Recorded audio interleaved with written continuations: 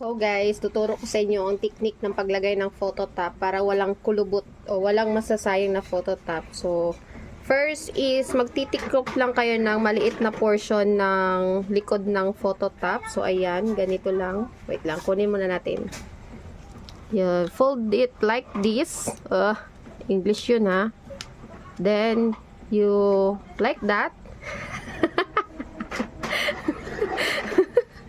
So, ayan, maliit lang na portion, guys. And after nun, you lapat-lapat the photo top. So, make sure na tama na yung paglalapatan nyo kasi kapag nadikit na yan, wala nang bawian. Wala nang tanggalan. Then, you do like this.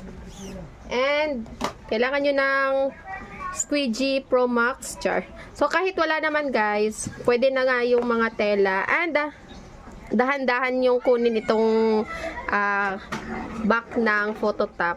Tapos, idiin nyo yung squeegee. Then, dahan-dahan yung hilahin yung cover. Ganon lang kasimple. O, diba? Baka